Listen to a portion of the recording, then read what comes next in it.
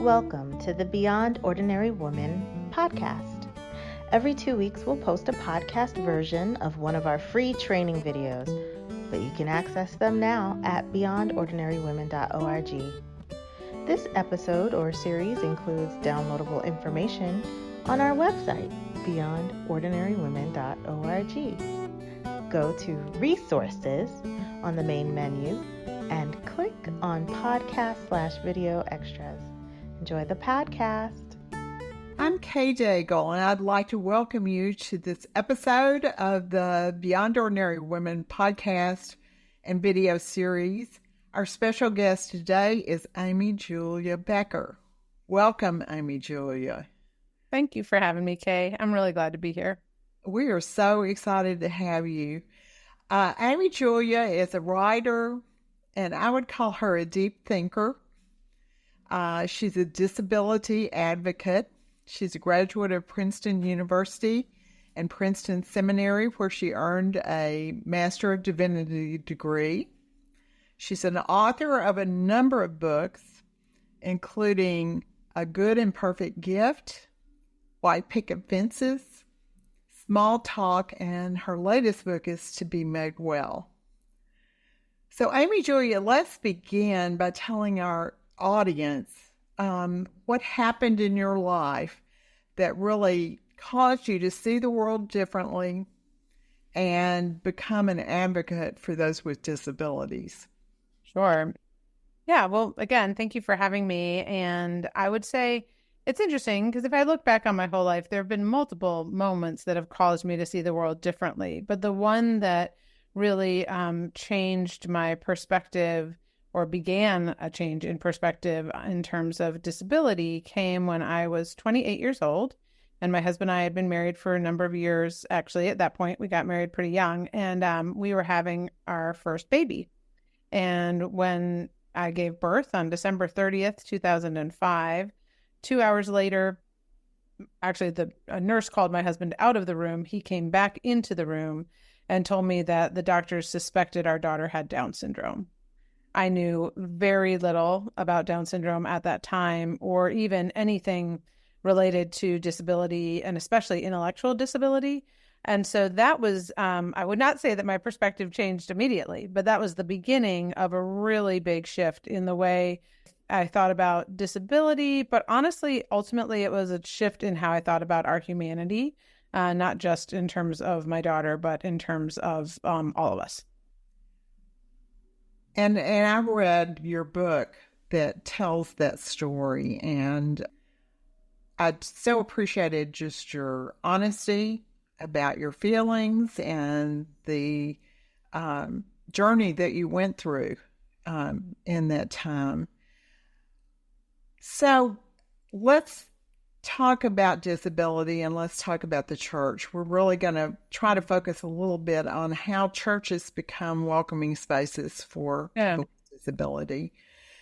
Tell us what you see happening in the church that is unwelcoming and how we can change that to make churches more welcoming. Sure. You know, it is obviously each church is an individual space and community. And what I would say is there's some very basic things that can be unwelcoming, and those might be architectural. So that might be, I've had experiences of people who use wheelchairs, and the only ramp that is available is, out back next to the dumpsters with things pushed against the door that have to be moved. It's clearly saying, sure, we have a ramp here, and it's going to be hard for you to get into the building, right? I mean, so there's some architectural things that might communicate exactly the opposite of welcome, and those are worth looking at. And generally, in terms of statistics, 1 out of 5 people says they are experiencing disability of some kind. Most churches probably do not have 20% of their congregation that they would say are experiencing disability. If there are no people with disabilities in your church, then something you're doing is not welcoming them because they're in your community. So I think that is just helpful to think about. Actually, one of the other things that is harder to understand as far as whether it's communicating welcome or not is the presence of like specialized programming. for people with disabilities. Because sometimes if you are a family with someone in your family having disabilities, you don't want there to be a separate program for one child than others. Or as an adult, you don't necessarily want to be segregated from other people because of your disability. You want to be a part of the body of Christ. That, again, is not always the case. You might have kids who have behavioral concerns or sensory issues, and they really need protected spaces. So this is a harder one, I think.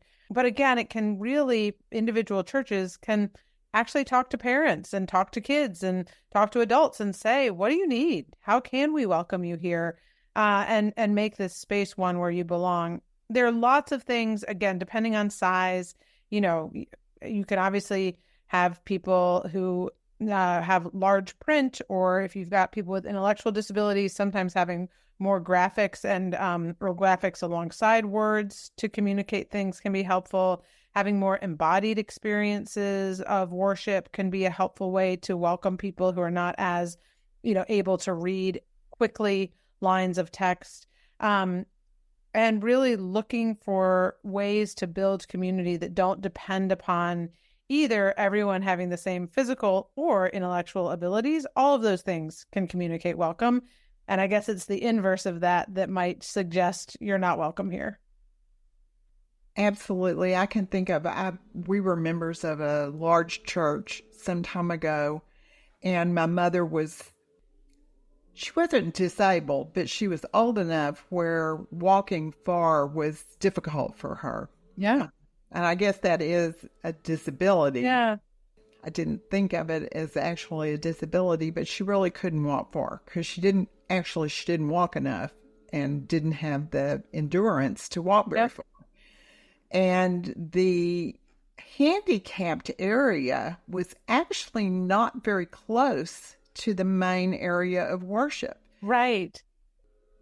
The door was, yes, close to the parking places, but the door that led to that particular area was not close to the main area of worship.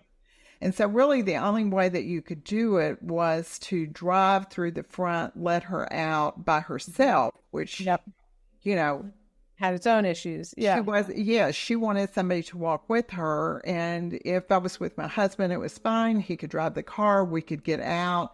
But if I didn't have him, it was really difficult. And she wasn't comfortable going in there by herself. And from the front, it wasn't much closer to the area that we were walking to. It was a little bit closer. Yeah. And she felt more comfortable, I think. But that just showed me what you think may be a great area isn't always, I guess if you talk to people, you might learn that it's really in the wrong location. And I think that is such a great illustration on so many levels. One, that, as you said, and I've certainly experienced this with my own grandparents and parents now, where I'm like, oh, they don't have a disability. They just use a walker. And you're like, well, maybe that would be counted as a disability. And it's just a funny way in which we identify people. So I like that you identified that. But then also recognizing, I did the same thing in my church. I noticed someone who uses a cane having trouble getting into the church door. So I brought it up at a council meeting and we built a ramp. And then I noticed the same person with the cane struggling to get inside the church door again. And I finally actually talked to her and said, what do you need in order for it to be easier to get in? And she said, well, I need a railing in addition to the ramp. You can't just put a ramp there and make it easier for me. And it was exactly what you were saying, whereas it all worked out because we had put the ramp, as it happened, in an accessible place for both the sanctuary and the parking lot. And so we could just add a railing to it. But the fact that none of us thought, maybe we should talk to the people who would actually be using this. And that happens all the time. There's a disability kind of slogan, nothing about us without us. And I think that sums it up really well, that we who are not experiencing the same challenges physically or intellectually can presume to know things that we really don't know. And it's actually that is such a welcoming thing in and of itself.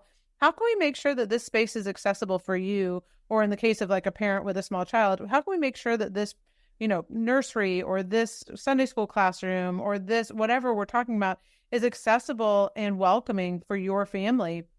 I'm sure there are things we will learn, and the process of having that conversation is an act of welcome in and of itself.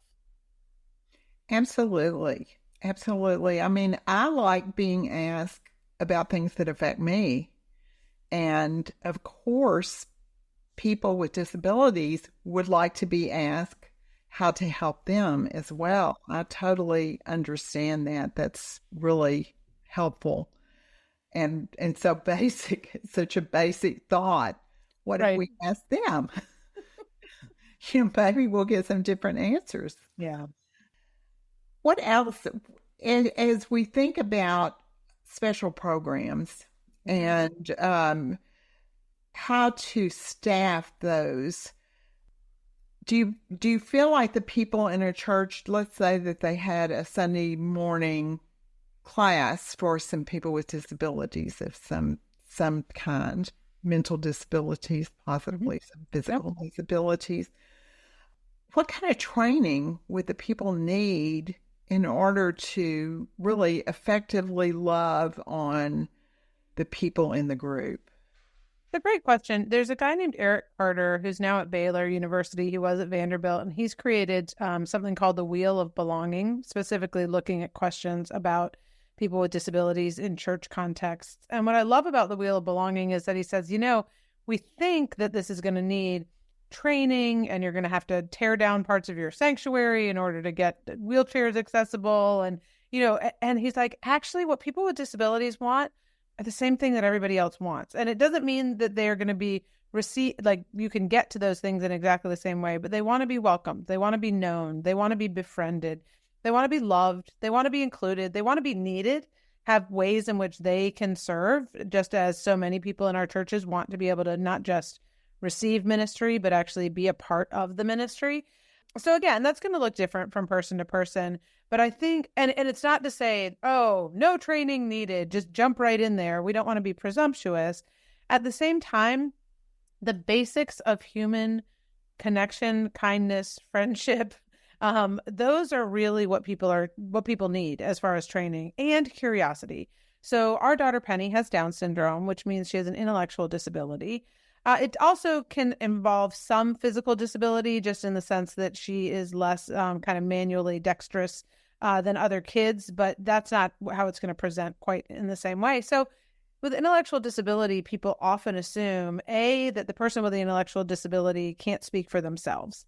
That's often wrong. That's a wrong assumption. So Penny knows, she's now 18, that if someone speaks to her directly, they are respecting her. They look her in the eye. And honestly, her friends who don't have that same verbal ability, they also know that someone is giving them respect when they are looked in the eye and someone speaks to them, even if somebody else has to speak on their behalf, or they're using perhaps a communication device. So I think that sense of like, make eye contact. And Penny, when she was younger, she sometimes would get overwhelmed. And sometimes she would be overwhelmed because she was upset about something.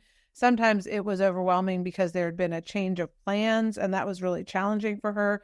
And she would tend to shut down. So she would just kind of withdraw within herself and not be able to speak. And eventually we learned in our family that when that happened, that actually for her, the easiest way to communicate for herself and by herself was through writing. And so if she was upset about something, I would usually find, and she actually told me this, that I could write, "What are you upset about?" And she could write the answer, but she couldn't speak it. That's the type of thing that you can't say, that's just not true for every kid with intellectual disabilities. But if you are starting to get to know Penny and you notice that she's shutting down, instead of thinking, I must be doing something wrong, or she must have a problem that can't be resolved, to go, in this case, to the mother and say, hey, your child seems to be shutting down. I'm not sure what's going on, and have a conversation. That really is going to go a far way. That said, last thing I'll say here, there are definitely resources available for churches. There's a ministry I think it's called With, but I might be wrong about that. We'll have to check. But that they have just developed materials for integrated Bible study when you're trying to have a Bible study with people with intellectual disabilities and typical people in the same room together. And there certainly are there's a organization called Bethesda that's done Bible studies specifically for a group of people with intellectual disabilities. And there certainly are more resources out there as well. That's wonderful. Can you provide us with a list of some of the resources you've already named and you might name in the rest of this conversation? Yep. And it'll be downloadable on our website for those of you listening as soon as we post this podcast. Sure. As I think about churches welcoming people with disability, I know that there's a young man in our church. I'm not sure exactly how old he is, but he obviously has a hard time sitting. He doesn't sit in church, and he moves around a lot, and sometimes he makes some loud noises. And I'm just sure that out of a large congregation, there are people who have probably complained, and thankfully they have allowed him to stay, because you can tell when music is going, he's enjoying it. I mean, he's rocking back and forth.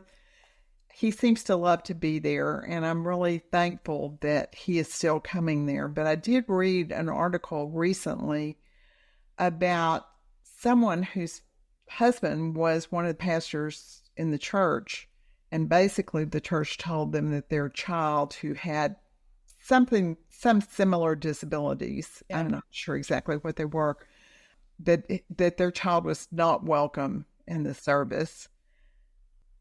What can we do about that? Yeah. I mean, so this goes back to kind of in what is our assumption of welcome as a congregation, and what's the posture of our heart, especially towards people who don't conform to the expectations that we've always had. And that is something that we can address in lots of different ways. Some is by doing some teaching. I mean, we can teach not just about disability, but about kind of human difference and what it means to welcome those who are not behaving in the ways that we expect. There's, I think, a lot of scripture that can speak to that. And again, trying to do that, I would say, with an understanding of mutuality. I think 1 Corinthians 12 and 13 are really helpful here. The idea of the body of Christ, where, the nose needs the elbow, needs the kneecap, needs the brain, and we can keep going, and recognizing how incredibly different those body parts are, and yet how much we all need one another. And so trying to do some teaching along those lines, but then also recognizing that what comes after 1 Corinthians 12 in terms of being the body of Christ and having different gifts is a passage about love that says you can have all the gifts in the world, and if you don't have love, which starts with patience, literally, that list of what love is, it starts with patience. If we don't have that, we're nothing. And so again, I think there's a role for teaching.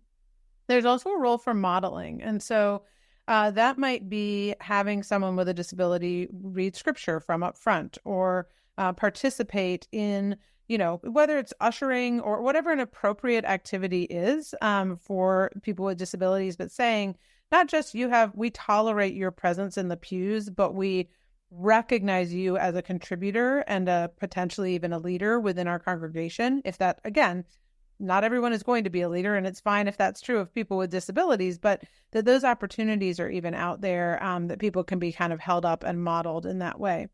And then I think sometimes if you have someone who is what would be perceived by others as being disruptive, there are two things that can happen. One is, from up front, there could be some, again, message not singling out that individual and saying, we're really glad Justin is here today, even though he makes noises that you might not understand, right? That could feel really uncomfortable and awkward. But to say, we are a congregation that really welcomes you as you are. I mean, to make like literally an announcement from up front that says, we want to welcome you. And we know that sometimes it's hard to be neighbors to one another. So again, you're trying to welcome the person who feels uncomfortable with the guy who's speaking, quote unquote, out of turn. So I think that's posture of welcome. Another thing I've heard about, especially for parents of children, typically on the autism spectrum, who again are kind of making noises that you don't expect. I've heard over and over again of someone in like the pew behind them coming over and them expecting that they are going to be chastised for bringing their child into church, and instead saying, I'm so glad you're here with your family today. So there is just a sense of, yes, there might be people who complain. There also can be people who say, I'm so glad to be in this space with you, and tell the family that, also tell the leadership of the church that. Because generally the leadership of the church is only hearing from the people who are upset, not from the people who say, I am really glad to be a part of a community that welcomes whoever it is. So those are just some thoughts on what we can do to really, again, create that environment of welcome from up front, but also from kind of from the back. Right. And really what we're talking about here is just loving one another, isn't it? Yeah. Just loving the other person for who they are and welcoming them to the church as Jesus welcomed everyone. Absolutely. That's what we need to do. I've heard you mention the idea of a place of belonging. I think that's a wonderful phrase to use for what the church should be for disabled people. What does that require from us as individuals to help create that sacred space? We've talked more about the church, but what about just us as individuals creating welcome for those who come? And you've mentioned going over and saying something to the family and that kind of thing, but do you have any other ideas on that? So, I mean, again, I would say posture of the heart is where it begins, and then practice of the people, right? Like that we have to put those hearts into action, and that is usually going to happen in relationship, not always, but I think about, for me, recognizing that there is a move. Exclusion is pretty hard. I mean, pretty easy to understand. You're not welcome here, like that. You're excluded from here. Tolerance, you're welcome here, but we're just tolerating you. Inclusion goes a step beyond that in terms of we not only are tolerating your presence, but we're glad you're here. Belonging is, we wouldn't be us without you. You matter here, right? You're not just welcome here, but you matter. We see you as a gift to this community, just as much as we see you as someone who needs this community. Like, there's a sense of mutuality, and that only happens with practice and taking time. And again, that's true for us with each other when we're not talking about disability, but it's certainly true when we are talking about disability. When we've got someone in our congregation who, does not communicate in the same ways, or who's not move in the same ways, who maybe can't express the same interests or offer the same type of impressive singing voice or something like that, it might take longer, or it might be harder to say, okay, Lord, how can I see the image of God in this person and receive from them, believe that they are a gift to me, and receive that gift from them? I often think back to when our daughter Penny was actually about 3 years old. So a long time ago, we had two teenagers who were twins with Down syndrome come over to our house. And I was still very much like unfamiliar with the world of Down syndrome at that time. But I had gotten this idea in mind that everyone is a gift, and I need something from everyone I encounter. And that is as true of the teenager with Down syndrome as it is of the Nobel Prize winner. But I hadn't necessarily practiced that idea. So I think my heart posture was good. I didn't know how to put it into practice. And so Molly and Maggie came over, and they not only had Down syndrome, they both were on the autism spectrum. They did make noises that I didn't know how to respond to. They both were still carrying dolls. They were lovely, kind of obedient to their parents, but I couldn't have a conversation with them. And I really, over the course of our night together, at first found myself kind of sinking, like, oh gosh, what if I'm wrong? Like, they seem to be people who just need me. They need me to do things for them, or they need their parents. Thankfully, we had a couple of hours together. And at this point, our son William was 6 months old, and he was a very wiry, tense, colicky baby who just squirmed and cried for most of about 9 months until he could walk. Thankfully, he walked early. Anyway, but so he was about 6 months old at the time. And there was this moment in the evening where I walked into the living room and William was lying on the floor. I mean, kind of limp as a rag doll in a way I'd never seen him before. And I don't remember whether it was Maggie or Molly, but one of them had her hand on him and she just was sitting with him. And he lay there gazing at her as calm as I had ever seen him in his entire life when he was awake, as if peace itself had sat down next to him.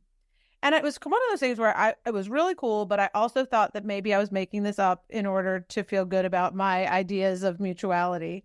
So I just said to her mom, I said, Holly, I've never seen William be so calm before. That's so sweet. Something like that. And she said, oh yeah, that's Maggie's gift. And I said, what do you mean? And she was able to tell me of multiple times in Maggie's life when she had seen someone in the room who was upset and gone and put her hand on them, whether it was like an elderly woman or a young person, a baby in this instance, and that her presence was peace. It was. And it was just fascinating to me because it was like, I needed that posture of my heart. I needed to be looking for it, but it also was not going to come quickly. And it was not going to be something that was valuable in like this impressive way. I mean, truly, it was a gift, and it was one her mom knew about. Wow.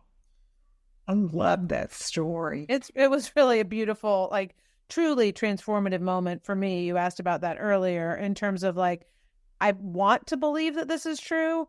Now I believe it's true that like every person I encounter has a gift to give and they need something from me. Like this is a mutual thing, but I knew I liked that idea. I wasn't sure it was true until that moment. Well, I think that's just a wonderful idea for us to think about. As we encounter other people, your idea of there's a gift here that I need to search for, that I need to watch for. Mm-hmm. What gift has God given this person that they're giving to the rest of us in this world? That's a wonderful mindset to go into such conversations, I think.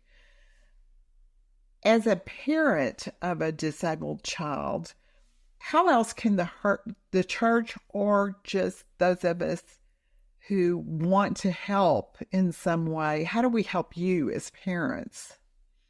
That's a great question. I think, the thing that I think is kind of universally hard about being a parent of a disabled child comes down to time. So sometimes there's hardship that has to do more with there's real pain that this person is experiencing in their body. And that's a really hard thing as a parent to know you've got a child who's in pain. Or sometimes the hard thing is that, they've got a specialized diet and or serious allergies. And, so there are lots of different hard things that can happen.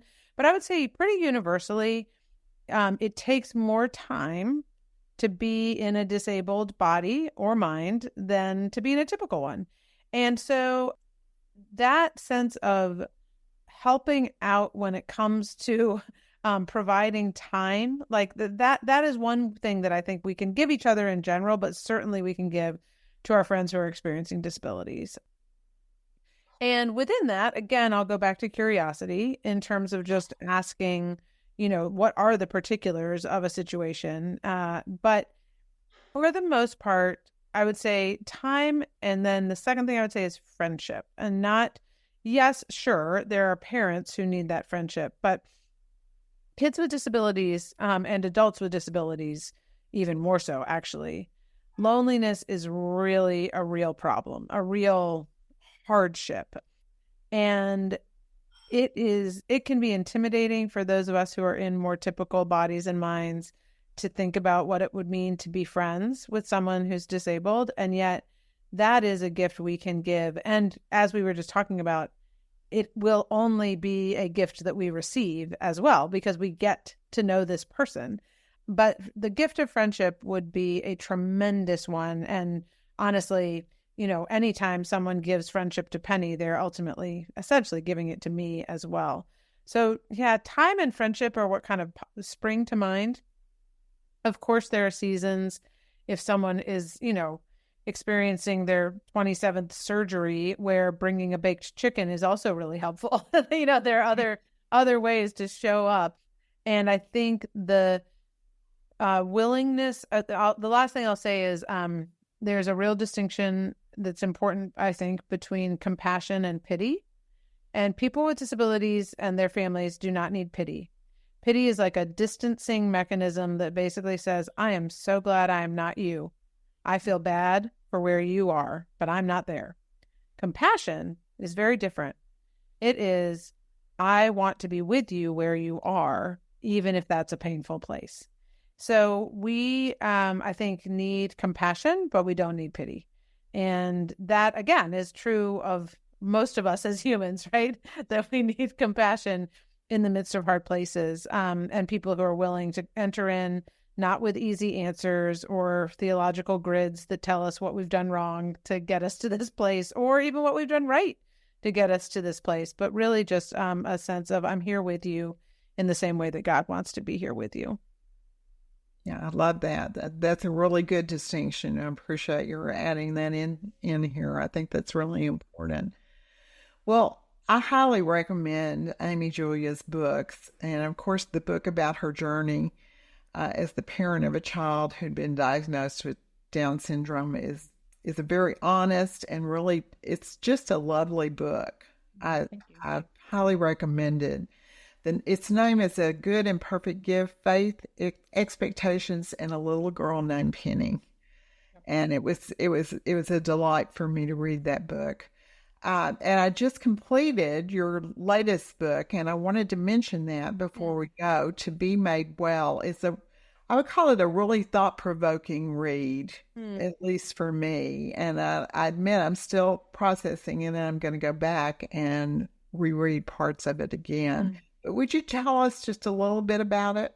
Yeah, absolutely. So To Be Made Well, in some ways is a book about healing, but not in maybe the ways we might expect, right? So this actually happened early on in Penny's life. Someone pointed out to me that every time we come to gospel narratives about healing, we tend to focus on the miraculous aspect of some sort of physical or bodily transformation.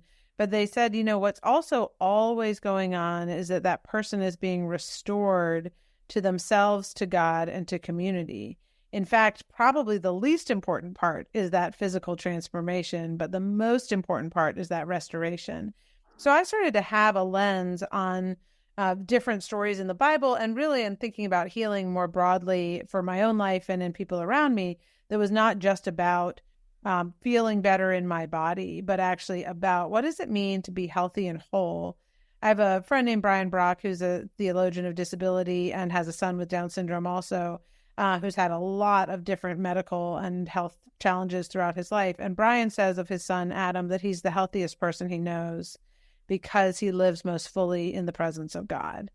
And that is really, it was those thoughts and conversations that I think, as well as some personal experiences with back pain, but that led me to write To Be Made Well, to ask the question of what does it mean to understand Jesus as a healer? So what is like the nature of healing? What are the things that keep us from experiencing healing in our mind, body, spirit, and community? And what does it mean, especially for Christians, to participate in an ongoing work of healing that I believe God wants to do in the world? So there, as you know from having read it, there's one biblical story that kind of runs through the entire book.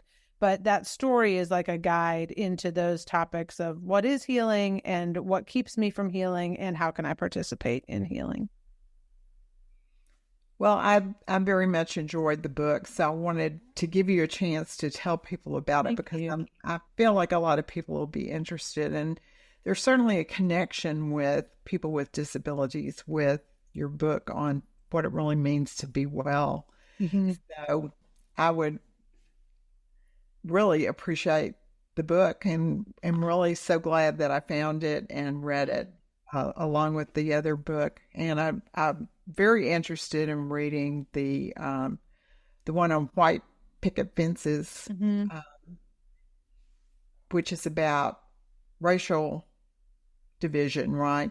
Yeah, I mean, it again, disability, as you can tell, is kind of my entry point into lots of different topics. But I think for me, as someone who, came from married parents, was white in a country that prizes whiteness, and was had access to education and all sorts of kind of social stability and what we might call social privilege.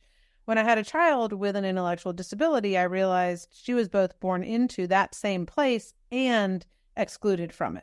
Mm-hmm. And so that got me thinking a lot about not only what does it mean to be excluded, but also what is unhealthy about this place, this position that I find myself in as a person of social power, with social power. So thinking again about that sense of mutuality and what it means to break down social barriers, not so that other people can necessarily come in and be exactly like me, but so that we can actually give and receive and maybe make a new way forward in the world. We live in a time still I wrote the book 6 years ago, something like that. But we still live in a time of great social division. And the thought of being able to respond to that with hope, with a mind towards healing rather than with cynicism or despair or anger or, that was really what I wanted to explore in that book was what does it mean, especially as people of faith, to be able to actually build bridges and break down barriers rather than create more of them. As we live in our current moment. Mm-hmm. I look forward to reading the book. I really appreciate that. Thanks. I think our audience by now can see that I'm right, that you're a deep thinker. And all of these books are built on some of those thoughts, and you've shared them all with us as you write. I really appreciate that. You can find Amy Julia's website at amyjuliabecker.com, and Becker is Becker. And all of her books are listed there, and she has a podcast, and many of you will find that interesting, and you can connect with her there. You can also find more of our podcast episodes on our website that deal with loving others, caring for other people at beyondordinarywomen.org. Click the resources on the menu and go down to Caring Well to browse that topic in other areas where we need to care well for others as Christians. And you can also browse all of our resources there. So thank you again, Amy Julia. Is there anything else that you thought of that you want to add before we leave? I think the only thing I will say is just to kind of underscore that desire to care well and honestly a willingness to make mistakes in doing that. There's courage in that, and to say I'm sorry when that's what's happened is really, we need that so much more than some sort of perfect plan to incorporate people with disabilities. Really what we need is just, again, time, friendship, curiosity, gentleness, compassion, and anyone can offer those. Well, thank you for those words of encouragement. I think we all can do those things. Yeah. And it won't take any special training, and it won't take any special knowledge to be a friend and to love other people. So thank you again. Thank you. Thanks for listening to the Beyond Ordinary Women podcast. You can find more podcast episodes and other resources for leaders by going to beyondordinarywomen.org. This podcast is produced by Beyond Ordinary Women Ministries. Our production team includes Diana Anunda, Evelyn Babcock, Kate Daigle, Sharifa Stevens, and Deborah Herring. The theme music, Back in Stride, was written by Don E. Miller, produced by Glenn W. Cranford, and used courtesy of Christina K. Miller.